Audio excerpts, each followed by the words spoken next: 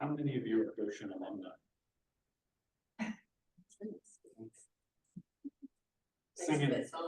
Yeah. I'm the only one of my parents and siblings. Not every time I hear it sung well by people who know it well, I think I kind of wish that I participated in that way. But I can sing overflows on that. So we don't know why Jesus was sitting in the temple, not with his family. The narrative that we receive doesn't tell us that. This is a common literary device amongst renowned persons to talk about how they were remarkable as children as well. And so perhaps that's what Luke is doing here. And there are other apocryphal gospels that have even more astounding stories about what Jesus did as a child. But we don't know why he was there.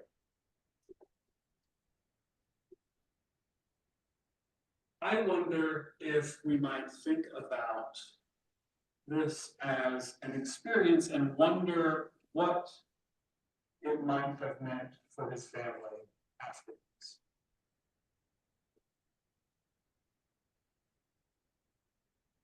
Experiences, I think, can ground relationships and allow within those relationships the opportunity to learn.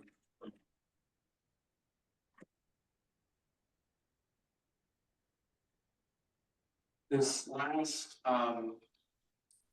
week after Christmas, Georgia Tech was playing in a bowl game in Birmingham on Andrew's birthday, my older son. And so he wanted to go with some friends to the bowl game. And so I ended up driving Andrew and Peter and 3 of Andrew's friends to the Birmingham bowl.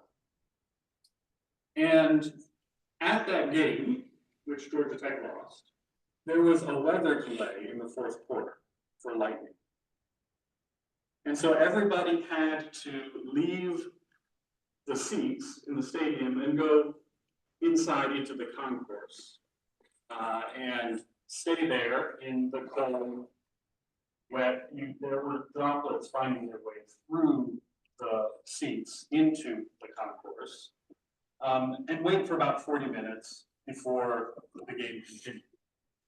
Georgia Tech was way behind at this point. And I asked if Andrew wanted to leave, and he was insistent. No, he was not. This was after he was dancing in the stands in the cold rain in just a t-shirt because the rain jacket didn't have Georgia Tech's logo. So we stayed for 40 minutes, and it was interesting to watch what happened because the PA announcer played music throughout this time. And they all had connections to weather and rain and lightning. And then as this time went on, started playing Journey's Don't Stop Believing. Don't Stop Believing that we will eventually restart the game. And everybody in that concourse, everybody who was still there, started singing together. Georgia Tech and Vanderbilt fans, old and young, people who didn't know each other at all, were singing loudly to one another, Don't Stop Believing, and then Sweet Caroline was the next song, and then we were able to go back into the stadium. And I had this thought that here is a shared experience of people who are different, no other connections, but that if they met each other again and talked about this experience would be a common touch point that would allow them to think about where else their lives might touch. We learned that Jesus was 12 in this story, and so in Jewish culture, not quite an adult, still technically a child. And that makes the story remarkable of his learning. But I wonder if it also allows his parents frustrated and anxious and showing that to Mary's response, Mary's query of Jesus, where were you? I wonder if after the fact, when they're back in Nazareth, if this becomes a family story that gets retold with Jesus and his siblings. Do you remember the time when Jesus wandered off and we couldn't find him for a whole day? And then he was in the temple. My family was with us from last Sunday through this Thursday. And Monday evening, we went to an Indian restaurant. And I have 4 nieces and nephews who are younger, ranging from 5 to 11. And especially the 3 younger ones of those were getting antsy as we waited for the check. And Christina started telling stories about their older cousins. And had them rapt attention, sitting in the lap, in the chairs around, listening to these stories about. In Jesus' time, families would have been more extended. And so maybe it's more reasonable that Mary and Joseph thought some other relative was attending to Jesus as they traveled together during the day. But on the other hand, it may also have been that the disapprobation, the negative judgment about you lost your kid reflected not only on Mary and Joseph, but on their relatives as well. And perhaps the weight of that was even greater on them because it reflects poorly on their extended family.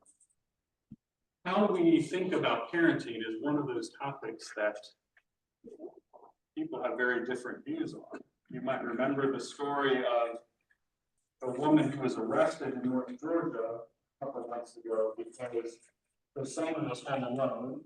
He was 9, he was 11, and walked a mile to a Dollar General to find himself a drink. And when they discovered this, they felt like he was parenting.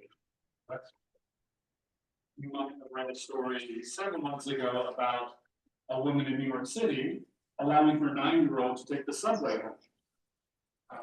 The background is he had ridden the subway very often and asked to do this.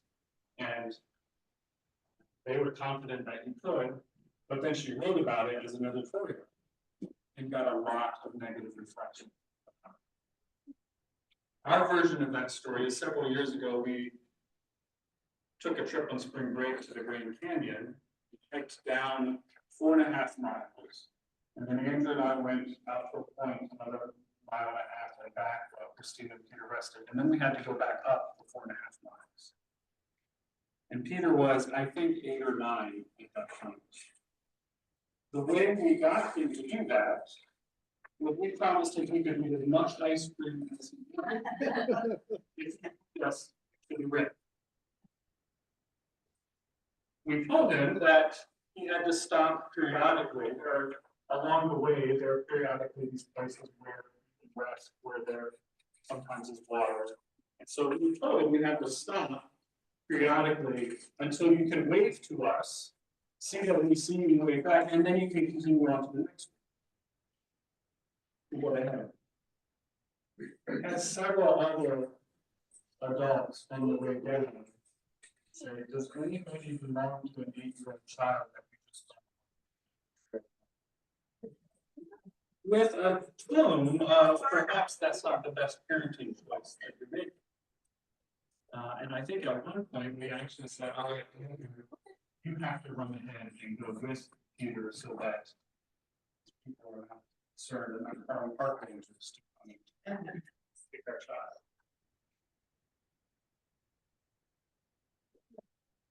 Imagine that Mary and Joseph might have felt some of this. And yet that story is one that Christina was telling.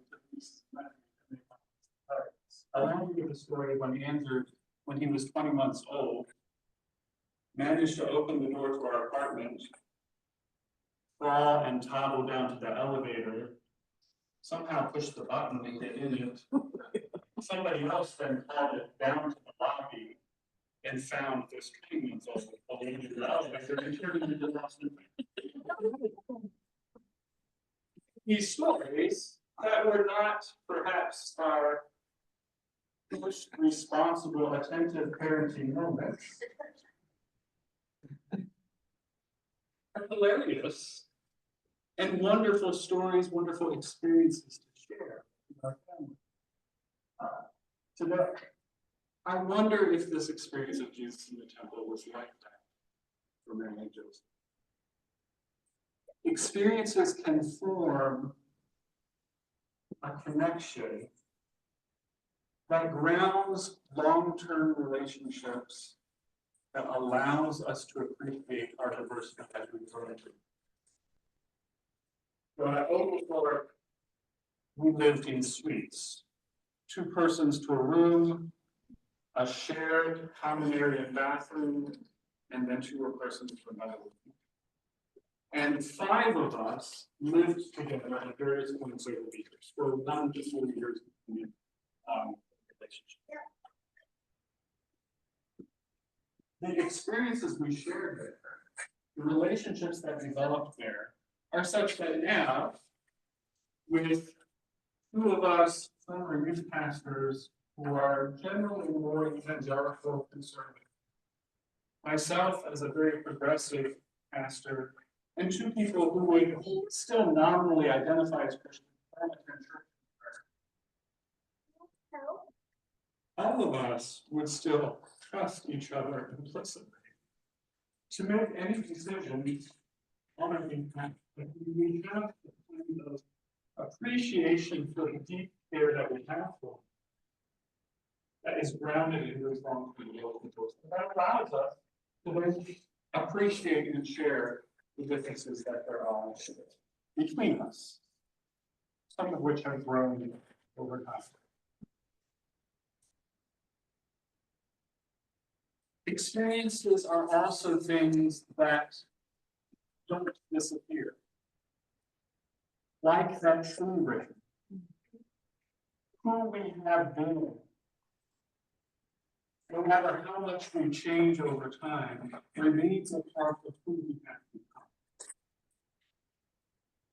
The experiences we have as children, as young adults, continue to inform who we have become today.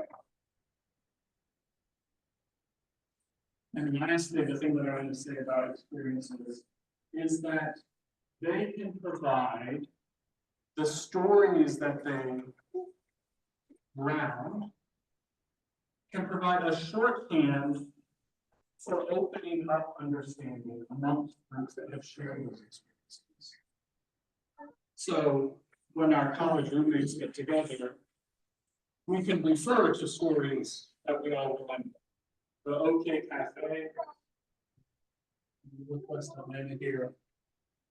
Just mentioning that brings to mind going there to taking all of the condiments on the table and combining them and marrying one another. Somehow that's not.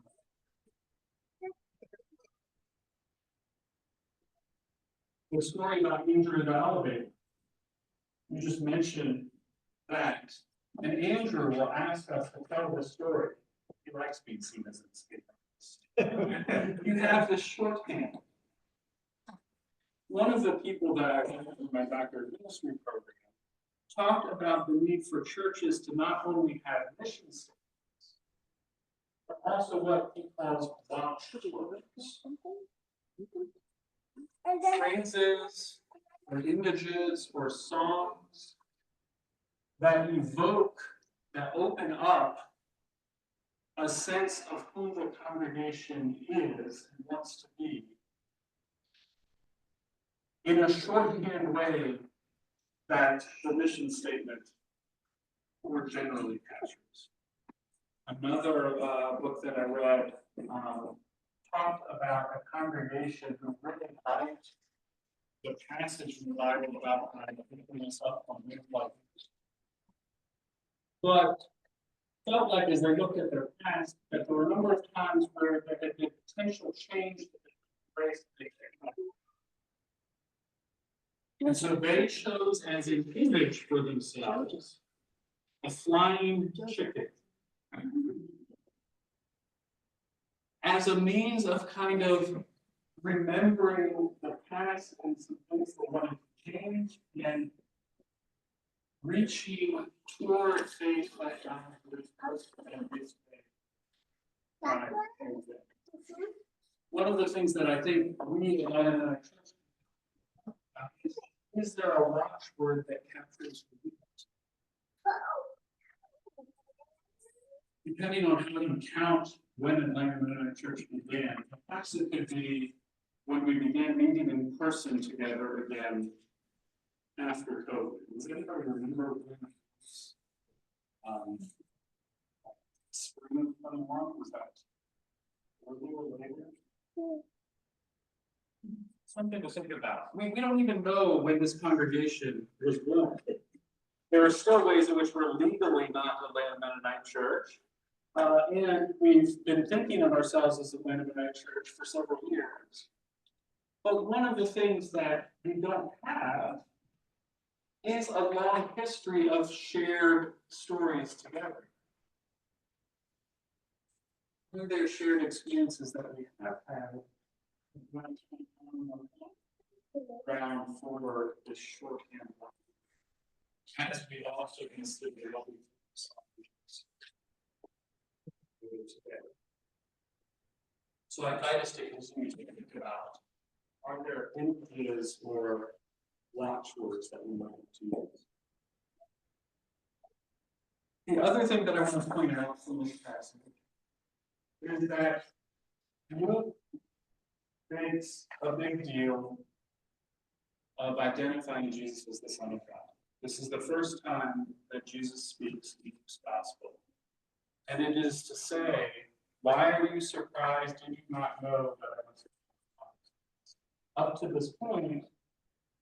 Jesus' father has been Joseph. In Jesus' speech here, Jesus' father is his divine parent. Jesus returns and is obedient to Mary and Joseph. He grows in divine gift. There is a both and here. But he also says in his response to Mary, did you not know that I must be in my Father's house? Or other translations, I must be about my Father's house. And maybe that's an invitation for us to think about places in which there are commitments that are good and worthy, and sometimes we can't do them all. Because we're human, we have to choose. And so in our congregational meeting later today, we'll be choosing one or two ministry foci for a congregation that we will commit to for at least this coming year. Perhaps the divine and human parent is not as much of a difference for us as it was for Jesus, but still,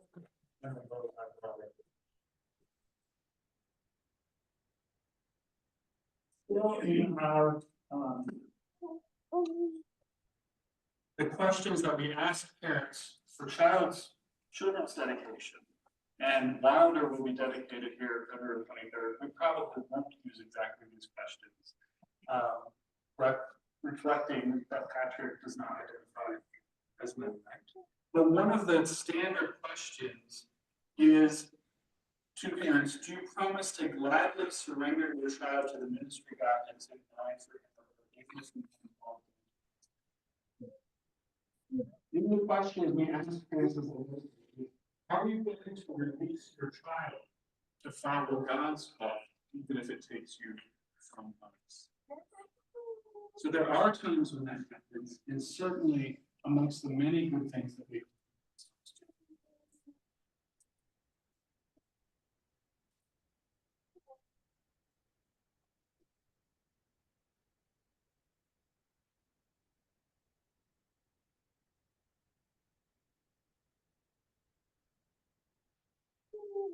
So experiences to provide entries into relationship.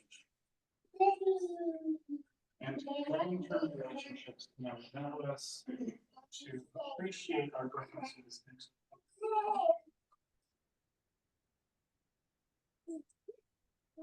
and this passage points to the need for us to sometimes think about what we must be about. What is our primary cause? What other things have to be set alongside those. I remember still a reflection that Anton made while we were standing outside on Zoom at the Friends Meeting House, and making the point that if you begin with the sand and then add the pebbles and then the larger rocks, you can't fit everything in a container. But if you start the other way with the big rocks, the things that are most essential to your life, and then add the pebbles around it, and then sift the sand down in the stick, you can fit a lot more in your life. That's a wonderful image, and there will still reach a point where we can't add something else that's a pebble. We have to discern what we face. And that's what we will be about Saturday. As we enter into communion in a few moments here, we are doing that on the first Sunday of the month because many congregations that do not celebrate communion each Sunday do so on the first Sunday. And so there's a way in which we are joining with the universal church, the body of Christ, in solidarity, in celebration of our shared all. And there are also ways where we here as Atlanta Mennonite are called in specific ways. And we're still discerning. I invite us to reflect on both of those as we do.